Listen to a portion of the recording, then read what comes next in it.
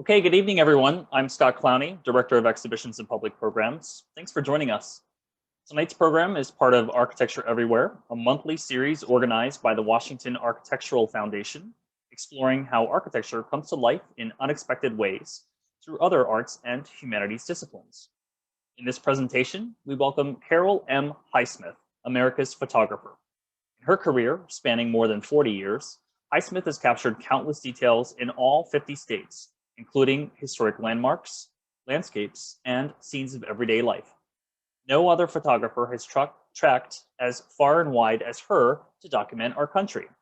Her archive at the Library of Congress, a donation that began in 1992, is expected to grow to more than 100,000 photographs covering the entire country. I'll put links to her portfolio in the archive in the chat. Tonight, Carol will take us on a journey, coast to coast, sharing her architectural impressions of the American landscape, historical notes, and the memorable stories she experienced on her extraordinary journeys. With that, a few housekeeping notes. By participating in this webinar, you are granting your permission to be recorded and for the recording to be distributed as AIADC and the Washington Architectural Foundation may choose.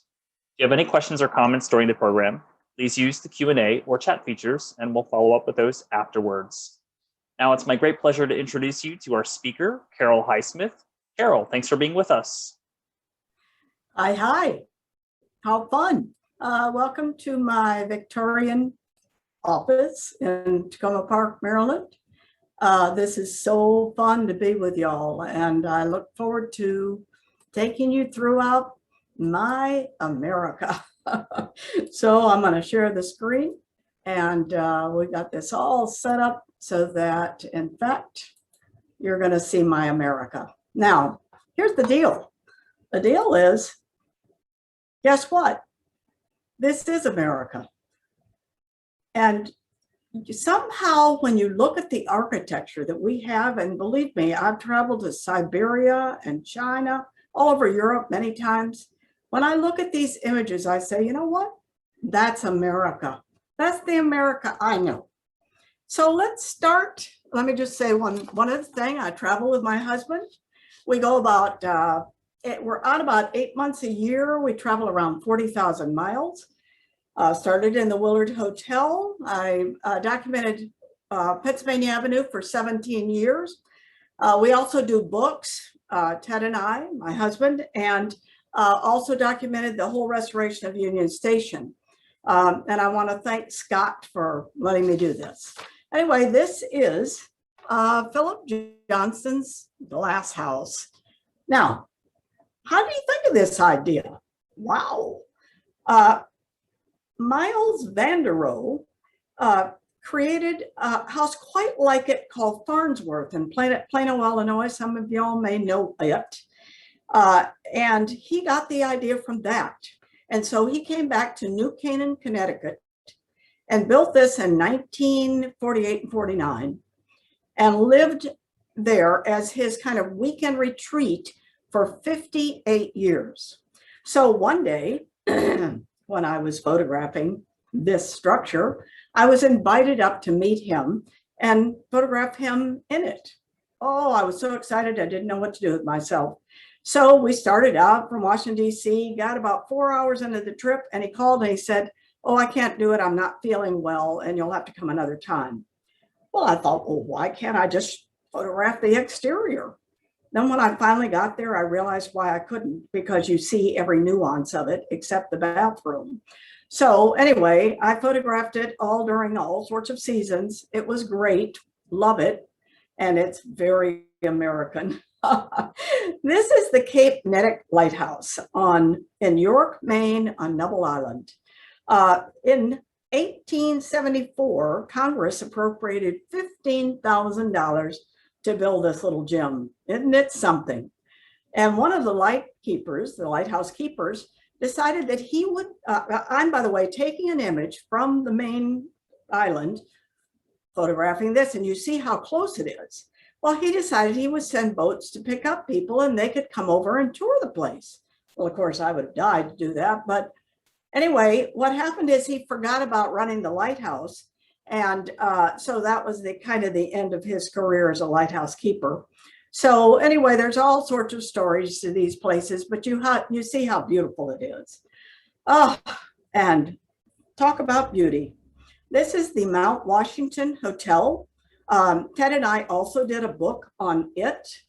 It is to die for. As you see, there's no other architecture here. Located in Bretton Woods in New Hampshire, near Mount Washington. It was constructed between 1900 and 1902 for, are you ready for this, $52,000. Well, it was $1.7 million, which would be about $52,000 today. But that's kind of what maybe most houses cost. Wow. So anyway, you see how gorgeous it is. So while we were doing the book, we were able to stay overnight because they closed it for the winter. And it was just us. We were the only ones in the hotel. I kind of thought maybe Jack Nicklaus from The Shining was going to show up any minute. But anyway, I lived through it, and you see, it's an amazing place. This is also fun. It's called the Rose Island Lighthouse, and it was built in 1870. It's in Newport, Rhode Island. And guess what? You can stay there too. And we did. There's only one little issue, and that is you get to take a shower for about 2 minutes, and they have an alarm that goes off if you take it for longer than that. They're very into water conservation. You know, maybe they ought to move to the West Coast. Wow. Anyway, it was so much fun to stay there. And I'm not sure, I think you go through their foundation to set up staying out there because there's just one room. But it is amazing. It really is. Now you see that everything's different, isn't it? No matter where we go, it's just this fun, interesting architecture in America. This is a dog chapel in St. Johnsbury, Vermont. What happened is in 1998, this folk artist, Stephen Hunnick, died. Well, he died for 5 minutes, and then he was alive again. And in that 5 minutes, he had a dream that he had constructed this place. So he said to his wife, I'm going to do this. And that's what he did. And all those little notes up there, they're all kind of saying hi to maybe dogs that have passed away or run away or who knows. And this is just an amazing place. I mean, look at this. This is in America. Wow. Then there's all sorts of historic places we have, like Sturbridge Village in Sturbridge, Massachusetts. It kind of recreates life in rural New England during the 1790s through the 1830s. It has 59 antique buildings. And look at it. I mean, it's just magnificent. So much fun to visit. And they have all sorts of people, as you see, that are dressed in costume. And it's an amazing experience. If you're ever in the area, go. Okay, now, how would you like to see the oldest surviving roadside tourist attraction in America? How about Lucy the Elephant in New Jersey? One more thing. Did you know you can stay there? Yes, just like Rose Island Lighthouse, there's one room, just one room. And from what I understand, through Airbnb, you can stay there for $138. Now, that might be different right now, but in 2020, that's what you could get it for. And it actually is a very neat room. So if I were you and you're going anywhere near the shore in New Jersey, you might want to consider staying there. How fun. But you know what? Not everything I do is fun. Sometimes it's more serious, and certainly this was. I was doing a book for Random House on New York City, and I got close to the World Trade Centers, and I said to myself, I can't get this all in. No matter where I go, it just doesn't seem to fit into my lens. So I thought to myself, why don't I hire a helicopter and I'll take it from, out in the water. So that's what I did. I woke up in Washington, D.C., raced up to New York. Thank goodness the weather stayed with me. And I photographed the World Trade Center. I was very lucky. I was all over New York. I just kind of rode around in the helicopter for an hour or two. 2 months later, it fell. Random House couldn't believe what I had done, and they even did a book on 9/11 with my photographs. And I would say out of all that I've taken, now remember I've been on the road for 41 years, all over America, this might be the most important image. And of course, you never know. Anything can happen at any time. But, you know, we go from one place to another. They're all fascinating. They're all beautiful. This is the All Saints Orthodox Church in Oliphant, Pennsylvania. Now, it's magnificent, no question. Only guess what happened? They had a fire. And right before Lent in 2006, they ran around and collected everything they could. But, you know, there's a lot of things that actually are on the wall. How do you collect that?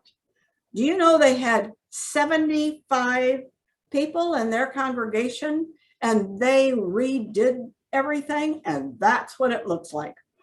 Oh, my Lord. Aren't we fabulous people? Yes, we are. That is just amazing.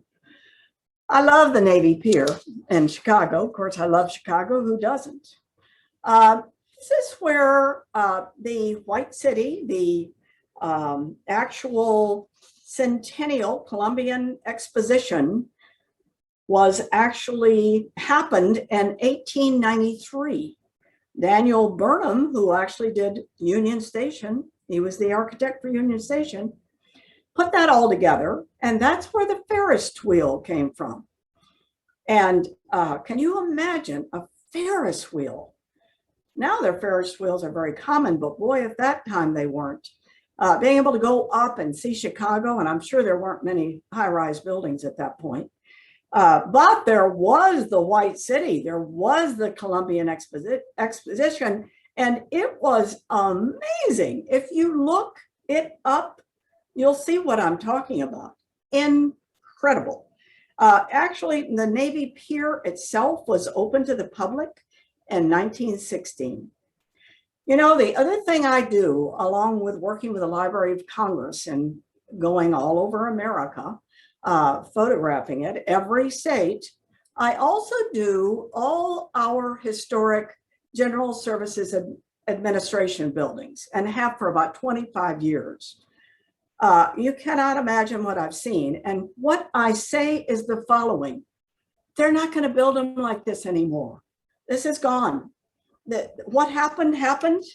We're lucky to have them. We're lucky to have General Services Administration take care of them, but they're not going to build them like this anymore.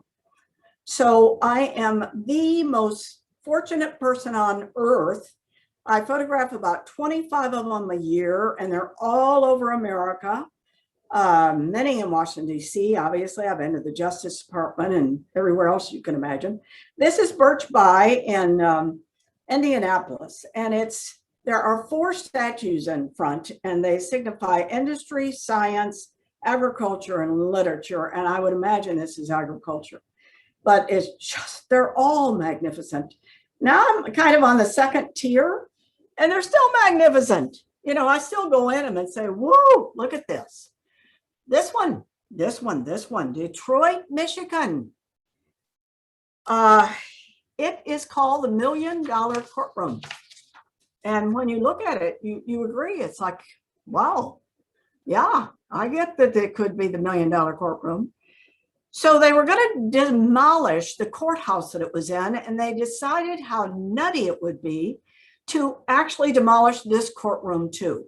So they took it out brick by brick, marble by marble, piece by piece, and reconstructed it in the new building. And that's where it sits today. Amazing, amazing, amazing. So we go from these 2 historic structures to the basket building. Why not? This one's located in Ohio. And it was put together by the Longaberger Building Company. It opened in 1997. And that, just think, the handles weigh almost 150 tons. Anyway, somewhere along the man, Mr. Longaberger, wanted to have all of his buildings built as baskets. And I think at the time they decided, well, that's a little much. We won't do that. So somewhere along the line, the employees moved out. The company, stopped using it. Now they're thinking about making a hotel out of it. I don't know what will happen, but boy, wouldn't that be fun? Then you could stay in the basket. How fun. Every once in a while I have an opportunity, and this was it. Well, I've had several. Obviously, the World Trade Center was one too. The Mona Lisa barn. Can you imagine? I mean, please, in Wisconsin, about 8.5 miles east of Cornell, there she was with the Super Bowl t-shirt on, looking like $1 million. Only one day they decided to paint it over. So this is historic, but at least I caught it. And then we have our capitals. The Iowa Capitol. It has 5 domes. 5. And all the capitals are amazing. They all for various reasons. But anyway, this one includes a mural of the Grand Army of Republic emblem. Look at that, how gorgeous that is. Are you kidding me? So lucky to go inside these magnificent structures, and I work. One of my main cameras is a 150 megapixel phase 1, the top of the line. And so I catch every nuance of everything. It's just incredible. And then, you go from something like that to something like this. This is all America, folks. Yes, it's our America. This is Manhattan, Kansas. It's the Wolf House Museum. I mean, look at this. It looks like my office, but kind of a few steps above. But anyway, it's fabulous. I took it maybe a month ago. I work in the States every year, so we were out there. It was a German boarding house, but look at this. It was built in 1868, and it's just plain magnificent. No question on it. And then we go back into the capitals. This is the Minnesota Capitol. It was touched and built by Cass Gilbert, famous architect. And look at this. And it just recently went through a major reconstruction, or restoration, I should say. Was closed, I think, 2 or 3 years. And so not too long ago, I was able to get back in there. It's in St. Paul. I also did an aerial of it in the wintertime. So the whole grounds around it was all snow. I'm from Minneapolis, so it meant a lot to me to show it in winter, because that's what you think of when you think of Minneapolis or St. Paul. This is Missouri, Kansas City. This is the Nelson Atkins Museum.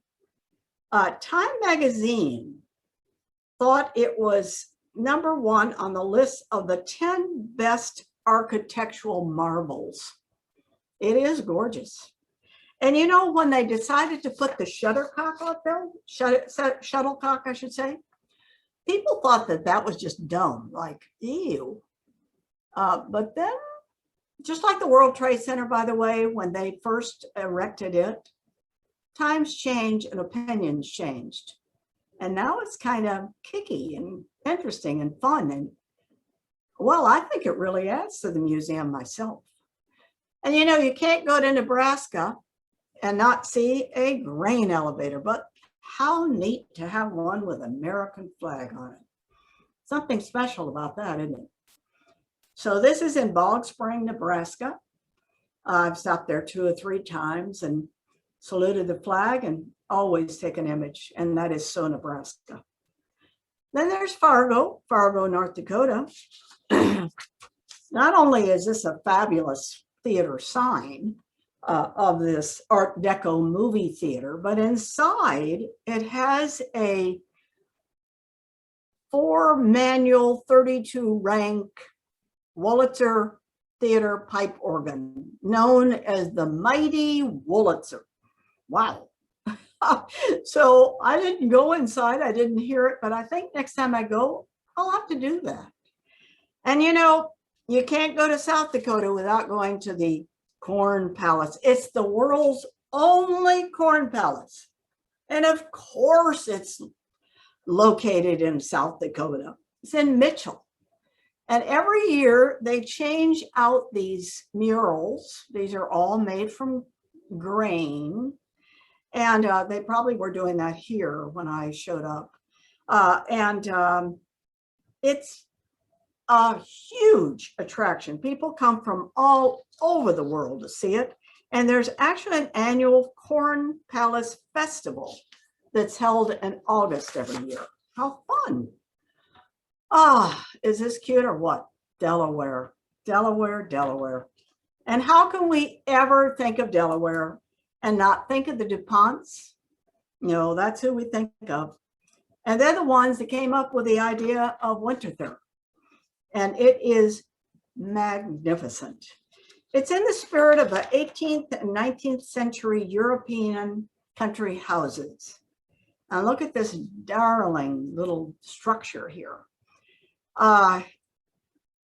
It's been a museum since 1951, and it's situated on 979 acres. And it's near the Brandywine Creek with 60 acres of naturalistic gardens.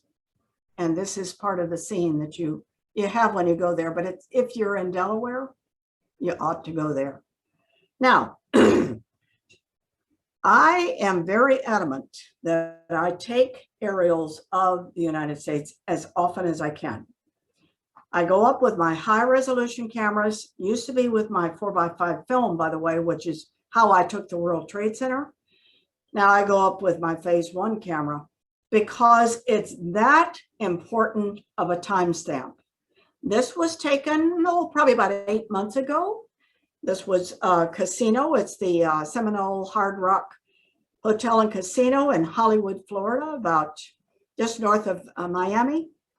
And put 100 years on this, or 200 years. It's probably just going to be all high rises behind it. I mean, look at this. But how fascinating to see it right now. It's, you know, somewhat, you might think, well, yeah, I've seen others like that, that's fine. But it's what will happen over time that is my interest. Now, I'll never know, I'll be long gone. But it's very fascinating and very neat to have this as an aerial so you can see the whole scene. I loved it. But you know, not everything has to be of great magnitude. Oh no. This is Atlanta, Georgia. I was doing a courthouse shoot for GSA there. And I went out for a walk and I walked by the Star Hotel and I thought, man, maybe I could get a room for 50 to 75 cents. Well, I don't think so. But I took the image anyway, and look at this fabulous mural. And a lot of times in cities now, you see murals. There are also timestamps in my estimation. So is this hotel. But that's Atlanta, Georgia. And a lot of Atlanta, Georgia was ripped down. I know because I used to spend my summers there with my grandmother, and it used to look like New Orleans. And now very little of this left, but whatever little there is, I caught. This is the Peabody Library. It's in Maryland, Baltimore. The Library of Congress is very interested in having me photograph as many libraries as possible. They're fabulous places, and we should be very thrilled to have them. It is in the Enoch Pratt Public Library System, which is the oldest library system in America. And it, I believe, was built in 1808 through 1896. And it's affiliated with the Johns Hopkins University. But look at this. Look at this. This is America. But you know, this is America too. High Point, North Carolina. What do they sell? Furniture. How are they want to promote it? With a piece of furniture, of course. Only if you had a human being standing next to it, the human being might be about that big. I've seen this thing change. It's been up for quite some time. It's the world's largest chest of drawers. The chest of drawers doesn't work, but that doesn't matter, does it? It's fantastic. And I've seen it brown. I've seen it all sorts of colors. I've seen the size change. But how neat is that? And its height is about 32 feet. So guess what? You'd probably be about that big if you were standing next to it. Maybe a little bit bigger, but not much. Then there's ruins. Oh yeah, there's ruins. This is the old Shelton Church in South Carolina. And it's kind of complex to know really exactly what happened here. It seemed to, it was built, I think, between 1745 and 1753.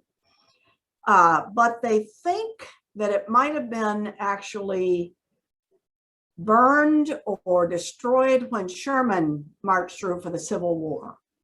But it's kind of all over the place as to what that real story is. But I know one sad thing. I caught this beautiful image, not because of me, but because it is. And now it has a fence around it, and that makes me sick because it's so pure. It's so gorgeous.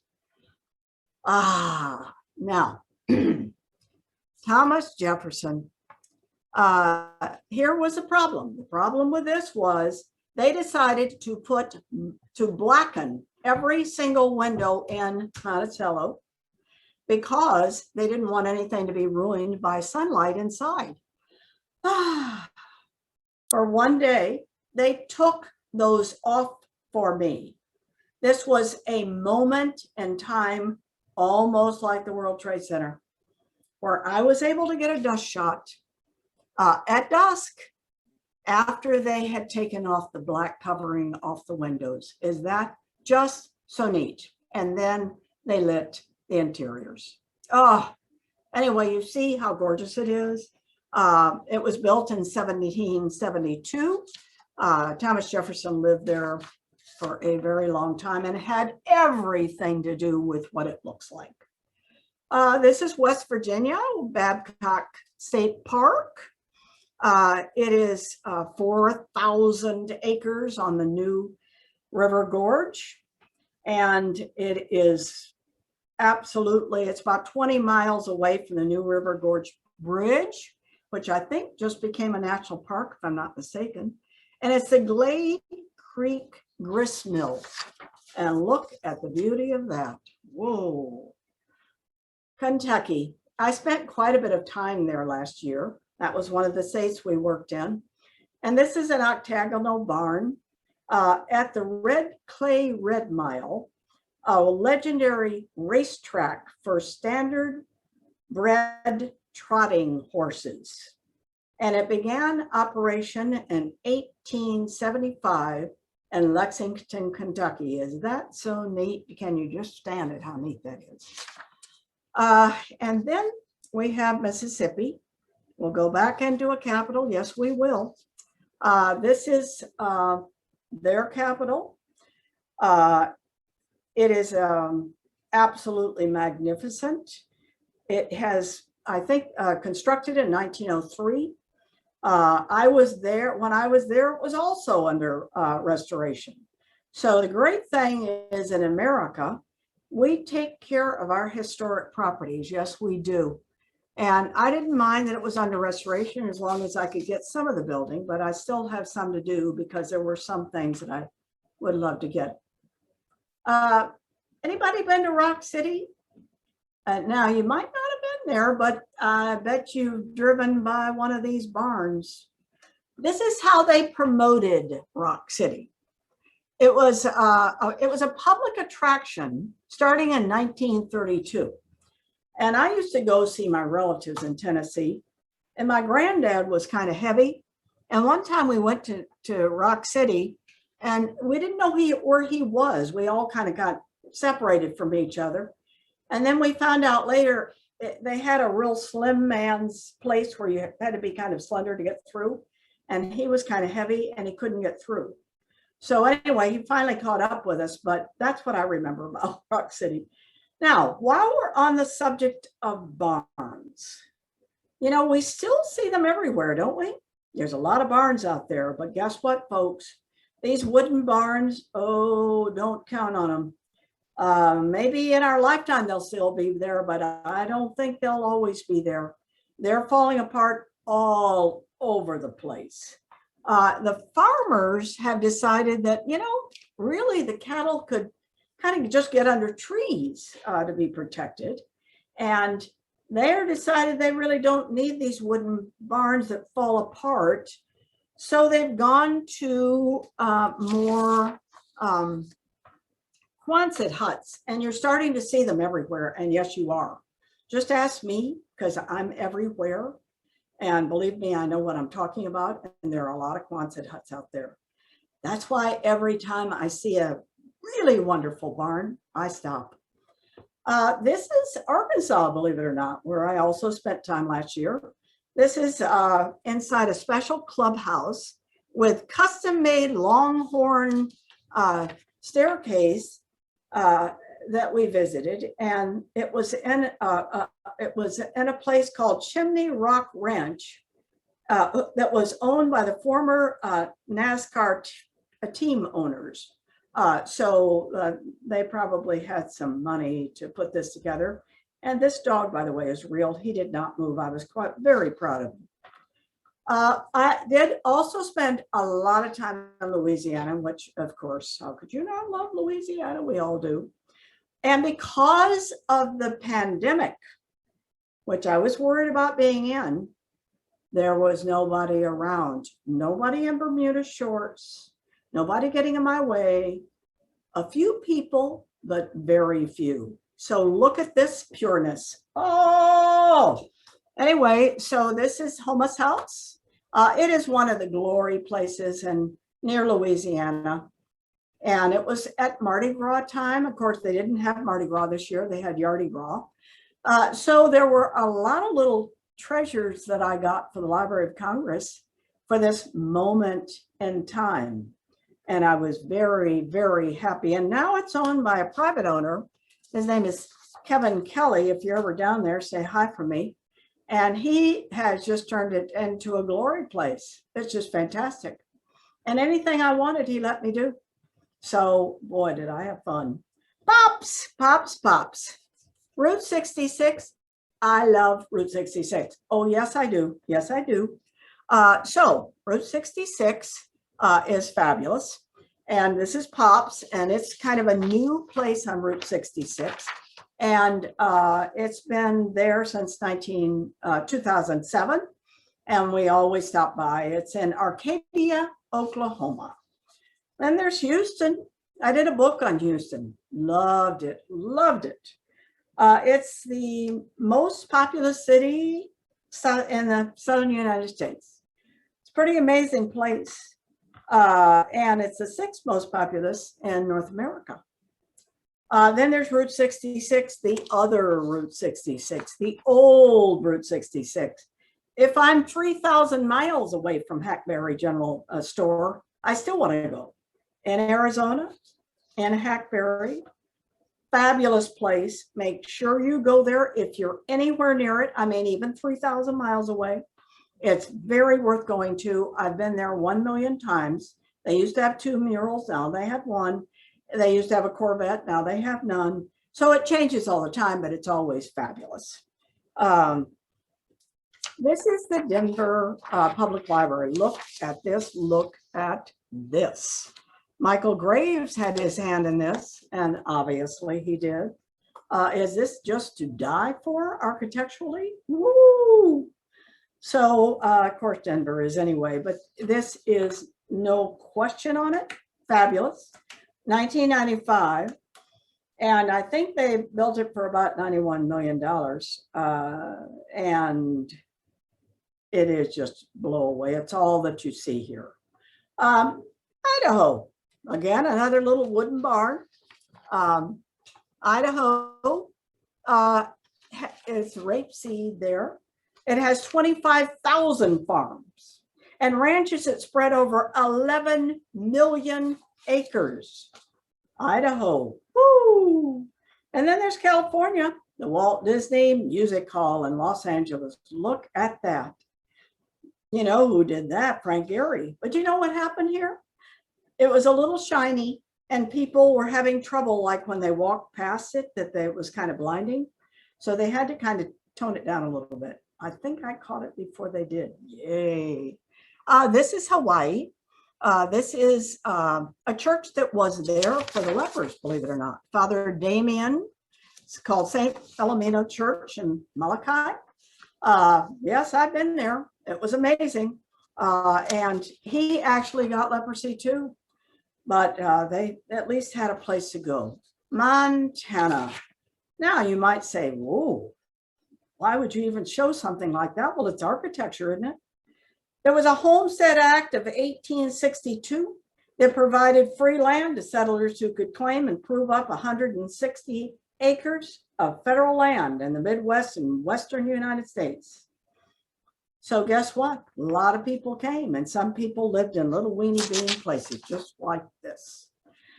Oh, this was a moment. Yes, it was. It was another one of those moments. I don't know when I took this, probably 1980. Can you imagine? It is so long gone, but how neat. It's a casino of all things. Wow. This church, New Mexico, again, no people. What happened is they had finished everything in the church, and I think something happened that they didn't have enough money to finish being able to get up the choir up to the up here so that the choir could sing up in the arches. So one day this man walked in, he said, I'll do it for you. So he finished it without it ever touching the walls. And then he walked away, never received a dime for it. So to this day, it's like they worship those stairs. It's called the Loretto Chapel, and it's in Santa Fe, New Mexico. Amazing. Another lighthouse. This is the Aceta Head Lighthouse, and I'm not even going to say it's in Oregon. Amazing, huh? Gorgeous. Yes, it is.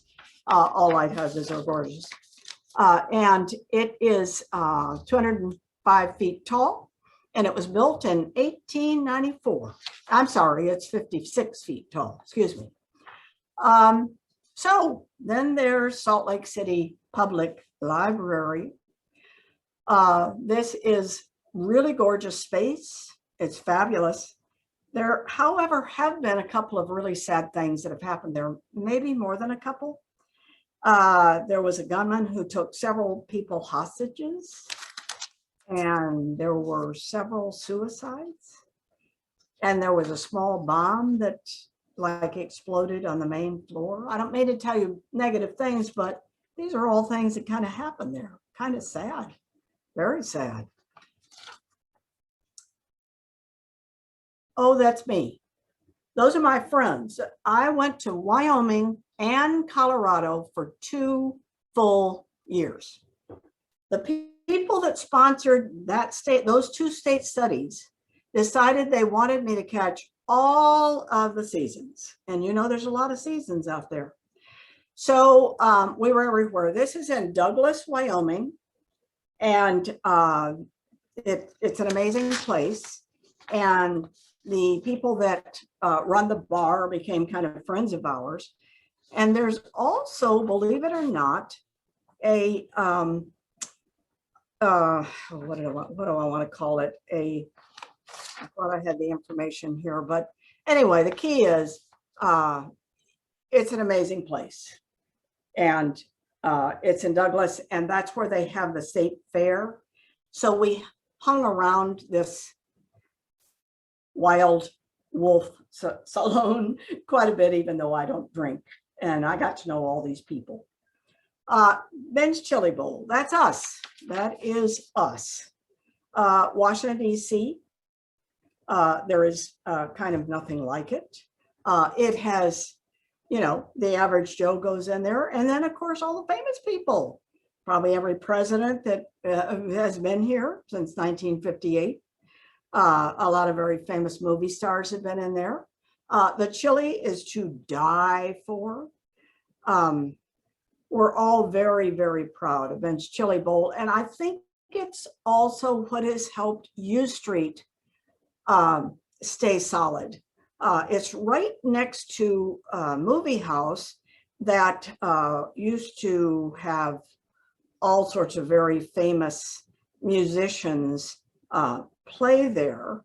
And so I think that also helped, but it was kind of demolished for a while. Now it's come back. And U Street, of course, is to die for now. But it had a rough, spot for a while. But the great thing is that it's a Lincoln Theater, by the way, on U Street that's next to Ben's Chili Bowl. But they have chili dogs and half smokes and milkshakes and but it was kind of, I think, a tough time for them also during the 1968 riots. But they came back.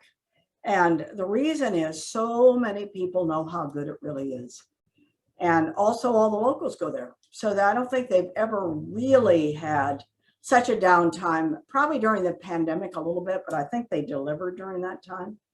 So it is what has really helped the U Street area of Washington, D.C. Stay afloat. So, I would love to spend like a half an hour on each one of these places, maybe an hour. So if you ever have time, come back. I'll take you through it again. I'll spend an hour on each one. So now let me put it over to you and see what's up. Thanks, Carol. Really appreciate it. If anyone in the audience has any questions, please use the Q&A or chat features now. I have a few that I will kick off. So going back to the beginning, can you talk a little bit about your influences, how you got into photography and why it became your life's work? Yeah, let me do that because I think y'all might find it pretty fascinating. So, I'm a nutcake and there's no question about it. There's something wrong with me. But anyway, I kind of have a personality that I grab a hold of things. If I decide they're neat, I just want to do it. So I was working in broadcasting and I won a couple of trips, one to Russia and one to China. Many trips to Europe. I'd been all over Europe, done all sorts of things. Anyway, so somebody before I went to Russia gave me a camera, one of my clients. And so, I went in the 70s, the late 70s. Can you imagine what I got? So I came back, and of course, you couldn't take a bad photograph, not one. And I became very interested in photography. And so I started going to the Corcoran School of Photography. And they wanted us to do a project. Well, I knew Oliver Carr, who was restoring the Willard Hotel. So I went to him and I said, do you mind if I kind of go in and photograph the Willard? So I did. Went in there, it looked like a nuclear bomb had hit it. Lots of holes in the walls and pigeons flying around. There was a man that was living on the 6th floor, starting it on fire. It was really terrible. All of Pennsylvania Avenue was trashed, all of it. So I was fascinated. I really was. So I spent 3 years in the Willard Hotel. And in that time, one day, a man walked by with a whole mitt full of photographs. I said, what are those? He said, those photographs are how we're putting the Willard back together because there are no architectural photographs. And they were all taken by Francis Benjamin Johnston, and they're at the Library of Congress. Well, I didn't know much about the library. He said, I'll take you down there. So I went down, I saw her collection. I died a million deaths. And I said to the Library of Congress, the people at the Library of Congress, I said, I want to do what she did. Right, they said. They patted me on the head and they said, right. Probably not. Anyway, they then realized I was very serious. I had already been photographing the Willard and had all sorts of images of it. Well, they were very interested in that. So then I continued on and I spent 17 years photographing Pennsylvania Avenue, the Willard Hotel. I made a deal with Pennsylvania Avenue Development Corporation. I said, look, you let me have access, including going up in the helicopter, and I'll do this for you for nothing. They agreed. You realize how valuable those aerials are? I have aerials of DC before they closed the street in front and in back of the Lighthouse. Whoa, how lucky is that? So I got that. I got Pennsylvania Avenue. I got the Willard. All of Pennsylvania Avenue kind of trashed out. What happened, and the reason that Pennsylvania Avenue was even looked at to be renovated, John Kennedy rode down it for his inaugural, and he was embarrassed to tears. This was America's Main Street. And you know what was happening is all over America was kind of falling apart. A little bit like our infrastructure now. So he said, oh no, this has to be done. And then of course he died. And so Pat Moynihan and Jackie Kennedy helped move it along. And that's when the Pennsylvania Avenue Development Corporation was set up. So that's what happened. And I was the luckiest person alive. I then went down on Pennsylvania Avenue to the little turreted building called Sears House. It was Matthew Brady's original studio. And I photographed the whole renovation of it, all of the old post office, all of Pennsylvania Avenue. And then I moved on to Union Station, did a book on Pennsylvania Avenue, did a book on Union Station. I never stopped. Why would I want to stop? It was incredible. How lucky could I be? I didn't care whether I made any money. It didn't matter. And then then the Library of Congress was like beyond themselves that I was doing this. And then one day Random House called and they said, we're looking for one image. We've been trying to get it for about 3 or 4 months. And we wondered if you had, of course I had it. I had everything. So I overnighted it to them and they said, called me the next day. I said, we're thinking about redoing a kind of a bargain book series. Well, I almost hung up on them. And she said, it was all over America and every book was sold about 400,000 copies. I said, can I see you like next week or the week after? So we went right up there. My husband wrote the books. I took all the photographs. We traveled America for them for years.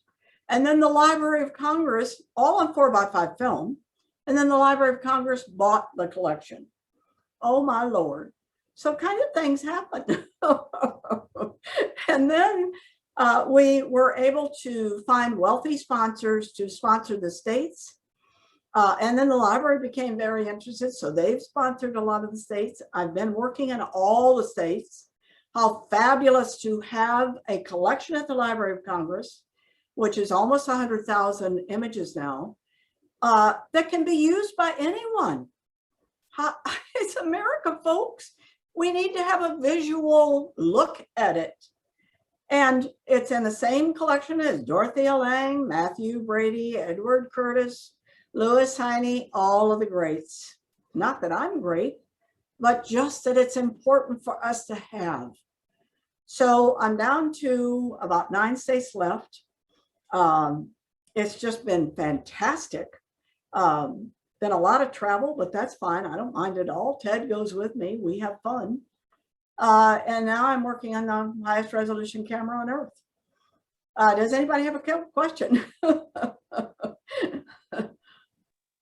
Well, I want to chime in again. Just a reminder to the audience, I put the link to your Library of Congress archive in the chat, so people can follow you through that. Well, let me follow up on something that you talked about. So the Library of Congress project relates to all the states, but is there any room to evolve to document the territories like Puerto Rico or U.S. Virgin Islands or any of the others?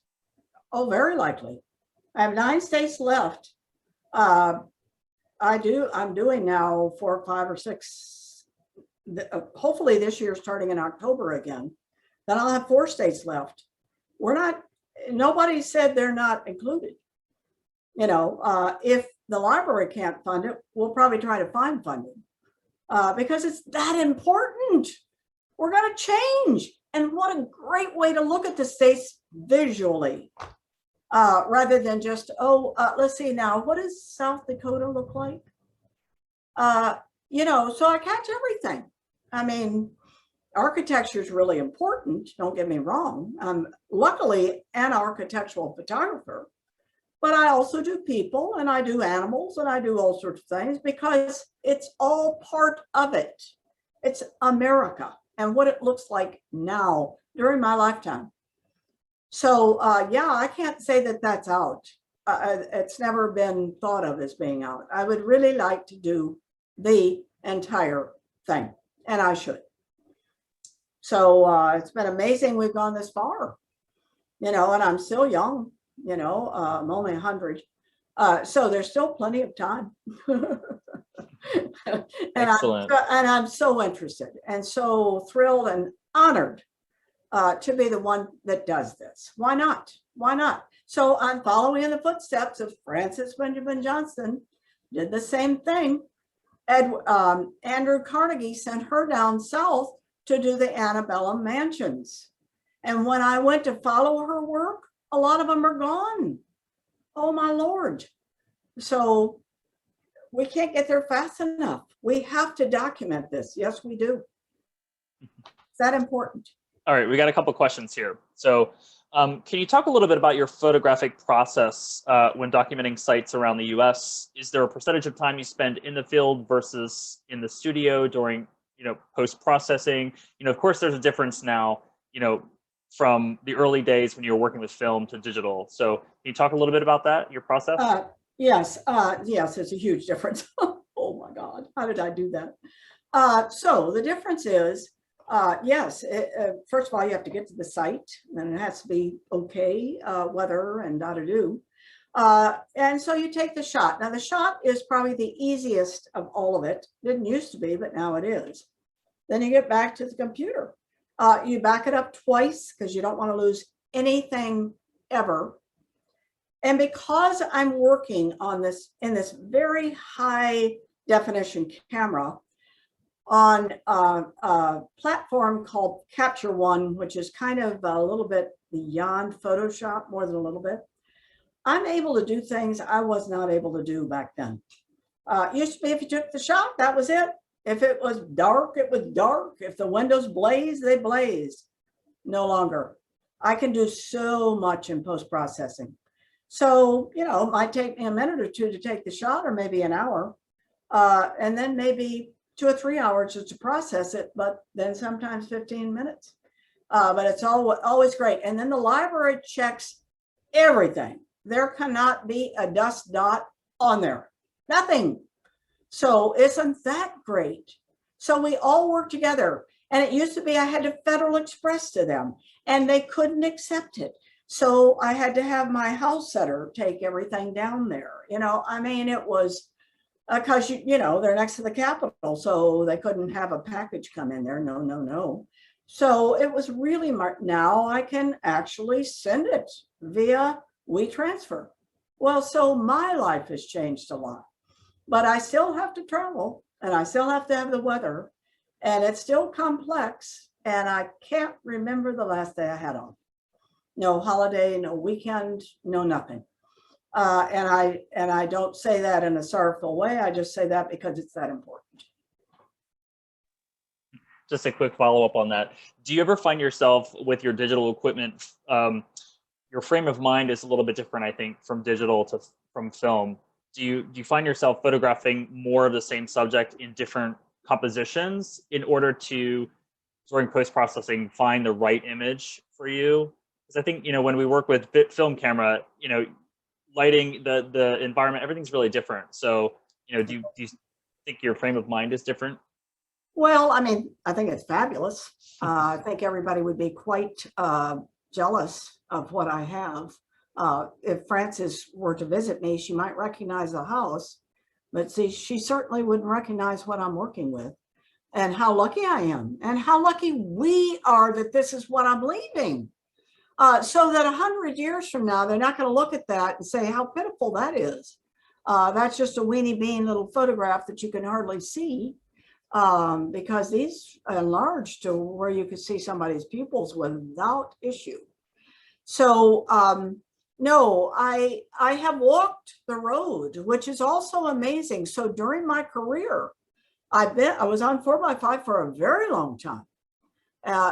Let me say this, the library did not accept digital until 9/11.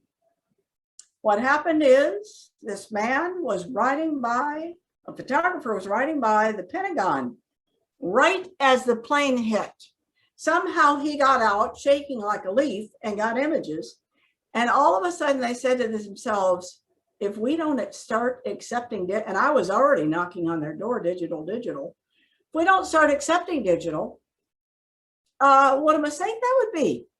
So I was one of the first born digital collections they actually purchased from me. So, and all of the film we made into digital files. So a lot of my collection that you see was originally filmed. So, but very complex. Oh man, I've walked a complex road. But how interesting. We're doing a book about my life now, and we'll talk about a lot of those stories because it's really been fascinating as we have walked the technological highway. You know, I was like a pioneer lady, you know. All right, moving on. We've got a few minutes left here. So with your years of travel, do you have a favorite state or a site that you photographed? Why? Well, of course, I love Louisiana. That's just so fun and so interesting and so kind of fascinating. But you know what? It's funny. So we went to Louisiana. We did all the plantations and nobody was around and they let me come inside and big. It was huge. And then we had like 5 more states, you know, Kansas and Missouri and Arkansas. I thought, well, we're leaving Louisiana. Well, then I would get into Oklahoma and die. It'd be all sorts of things, Frank Lloyd Wright and everything you can imagine. So the minute I leave a state, you know, New Mexico, oh, I mean, you just drool over it. So the minute I leave a state and think, well, that's it, that'll be the fun I have this trip, I go into another state and that's the fun I had this trip. All of them have fascinating American places. I don't look down on anywhere. They're all amazing. They really are. Good. I thought that's what you would say. It is. So with that being said, is there anything you haven't photographed on your bucket list, or in another way, is there anything that you regret not photographing? I've been everywhere. I'm like Johnny Cash. I actually went to his house last year. I've been in every state many times. We still have these few states left that I'm doing more thoroughly, and I have to do every district. So there's more to do, but you know, I've been there, done that. But that's fine. I want to do everything very thoroughly. That's fine with me. But luckily, I've been in all the states, Hawaii, Alaska, all of it. But can't wait to go back and do some of them a little bit more thoroughly. That's just fine with me. So you talked about some of your influences earlier. What about your influence? What about the influences on your photographic style or your composition, your techniques that you use to create your photographs? Well, you know, it's really funny. So I was at the Corcoran and I started in the Willard Hotel. And I brought a classmate of mine with me, and she posed. She was beautiful and posed in the Willard.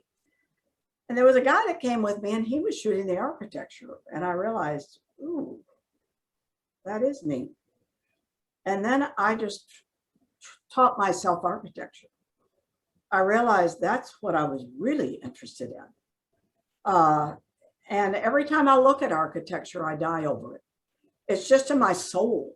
You know, it's so fascinating. And then, of course, to get the honor of going in all of these courthouses. Justice, it took them 3 months just to get me into Justice. Took me a month to shoot it. There was so much. I didn't know where to stop. And I've done all the art and everything else. So it's just, so I've kind of trained myself, but I also have learned from the greats. You know, I've looked at their work and how can I be better? What can I do different? But I'm not, you know, the most important thing I can do totally is do it correctly.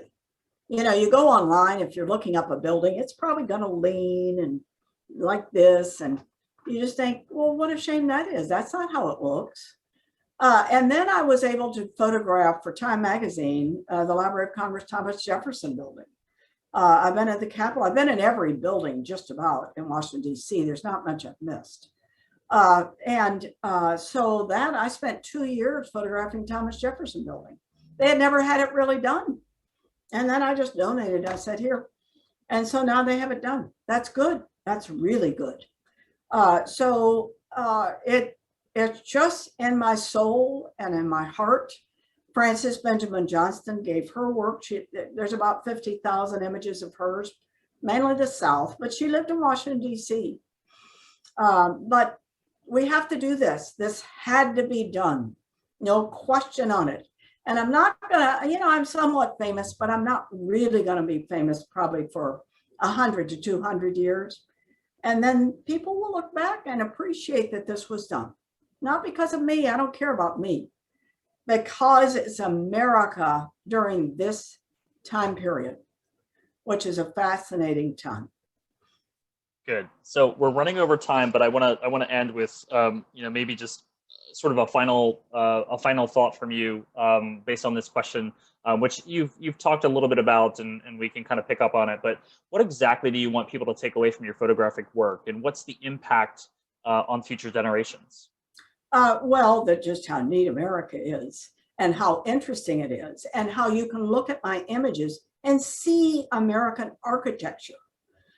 Because I've been all over the world and seen so much, if you go to Russia, it looks a certain way too. That helped me. That helps me photograph what I'm photographing. So, you know, you might go to some teeny weeny building, small towns. You know, they can't afford to tear down their historic buildings, so a lot of them are still standing. How wonderful that is for me. We need this. We need to have a record of our times. Chinatown in Washington still has a lot of their historic buildings. Washington does. Look at our row houses. So I think what I would want people to see or to take away from what I've done is not me. It has nothing to do with Carol Highsmith. It has to do with what our architecture truly looks like. That's the key. That is all I want to show you. I'm not doing much to it. I don't want to. I'm not trying to make, if I'm going to put it on my art website, I might put a sky in or something, but not the Library of Congress. It's all the real thing. That's what I saw, and that's what I want you to see. So that's why I'm doing it. And that's, if there's a takeaway, it is, wow, this is what America really looked like during that time period. And remember, I went past, you know, I went from 1999 to 2001. So guess what? I mean, that was a century. So that's amazing. Turn of the century. Whoa, whoa. I went through all of that. I worked in the 90s and in the 80s, and now I'm working still. So I figure I've got another 10 to 15 to maybe 20 years. Julia Schulman is one of my favorites, and Berenice Abbott is to die for. So we've had some really great people doing this. Good. Well, with that, thank you so much, Carol. This was really insightful, very inspiring, and I hope it encourages people to look at our country, its heritage, and its culture a little bit more deeply, and specifically its architecture, because it's pretty widespread. There's a lot happening in this country, and we're all grateful for it. So thank you so much, Scott. Thank you. Really appreciate it. So for the audience, next month, join us as we welcome internationally renowned illustrator James Gulliver Hancock. He's going to share with us his whimsical drawing style and describe why architecture is the perfect subject to reimagine on paper. So this concludes our program. Thanks again for joining us. Take care, everyone.